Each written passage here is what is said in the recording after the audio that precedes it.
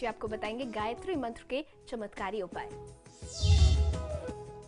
जी बिल्कुल, हमारे ऋषि मुनियों ने गायत्री मंत्र के बहुत सारे प्रयोग बताए हैं। हमने कल भी चर्चा की थी गायत्री मंत्र का एक ऐसा प्रयोग जिसके आदि और अंत में एक बीज लगा करके, बीज मंत्र लगा करके हम धन की प्राप्ति कर सकते हैं। तो ठीक उसी तरीके से आज हम लोग चर्चा करेंगे गायत्री मंत्र का एक ऐसा प्रयोग जिसके प्रयोग से आपके गंभीर से गंभीर रोग दूर हो जाते हैं। समस्त प्रकार की रोग व्याधि को दूर करने के लिए गायत्री मंत्र का ये विशेष प्रयोग बहुत ज़्यादा लाभकारी माना जाता है।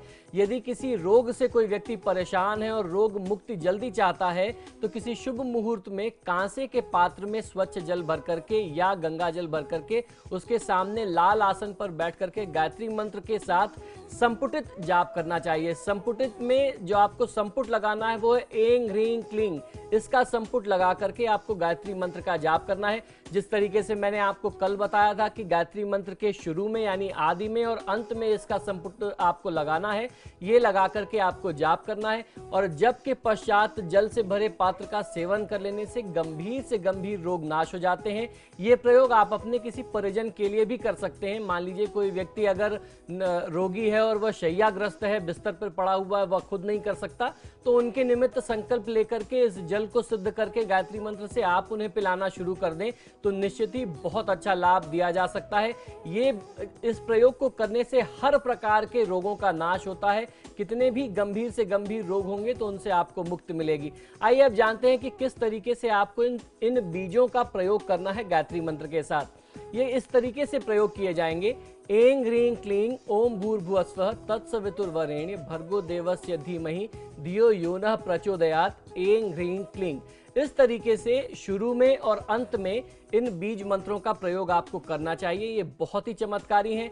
तो इस तरीके से यदि आप प्रयोग करेंगे तो कितना भी गंभीर से गंभीर रोग आपके साथ है या आपके किसी परिजन के साथ है, आप किसी के हितैषी हैं, आप उनका हित चाहते हैं, तो इसका प्रयोग आपको जरूर करना चाहिए।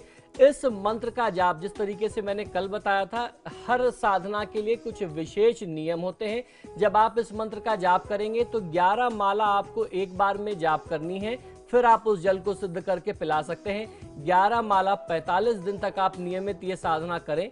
रोज 11 माला जाप करना है और उस 11 माला जाप करने के बाद जल जो सिद्ध होता है आप स्वयं ग्रहण करें या जिसके लिए आप साधना कर रहे हैं उन्हें ग्रहण कराएं।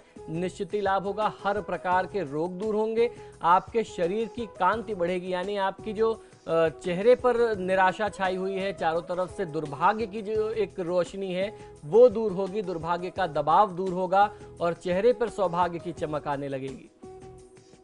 और इस वक्त हमारे साथ एक दर्शक जुड़ी हुई हैं। अलका जी, अपना प्रश्न करें और साथ ही साथ जन्म विवरण भी दें। आचार्य जी नमस्कार। जी नमस्कार, बताइए।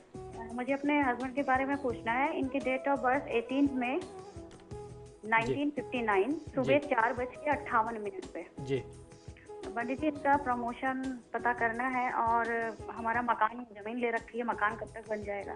जी बिल्कुल, देखिए इनकी जन्म पत्रिका के अनुसार परिस्थितियां तो बहुत पक्ष में है। प्रमोशन इनका कभी भी किसी भी क्षण मिल सकता है। आवश्यकता यह है कि भगवान विष्णु की आराधना की जाए। भाग्येश की दशा है यानी बृहस्पति की जो दशा है, बृहस्पति देवता भाग्य भाव के स्वामी होने के साथ साथ भाग्य स्थान के स्वामी होने के साथ 12वें के भी स्वामी है। 12वां भाव जो है वह व्यय का भाव होता है, इसलिए वह योग बनता है और छूट जाता है। जब तक आप भगवान विष्णु की पूजा आराधना न करें, बृहस्पति जो ग्रह है उसको कुछ अपनी तरफ से ऊर्जा ना दें, अपनी तरफ से बल ना दें अपने कार्य को सिद्ध करने के लिए, तब तक इसमें बाधा आती रहेगी। क्योंकि भाग्येश होने के साथ बृहस्पति 12वें गए हुए, ये बहुत अच्छा संयोग नहीं होता। तो ऐसे में आपको सबसे ज्यादा दोनों पति पत्नी को आवश्यकता यह है कि भगवान विष्णु और माँ लक्ष्मी की पूजा करें। बहुत अच्छा फायदा मिलेगा। आपका जो भवन प्राप्ति का सपना है वो भी जल्दी साकार होगा और उसके साथ साथ प्रमोशन में जो बाधाएं आ रही हैं वो भी दूर हो जाएंगी। ऐसे में गुरुवार का व्रत कर सकते हैं। किसी ब्राह्मण को पीली चीजों का दान करना गुरुवार के दिन बहुत अच्छा फायदा देता है। 16 गुरुवार का व्रत और दान करना चाहिए। और इसके साथ ही आपके सितारे में आज के लिए फिलहाल इतना ही। आचार्य जी, आप हमारे स्टूडियो में आए, बहुत बहुत धन्यवाद आपका। जय मां गायत्री।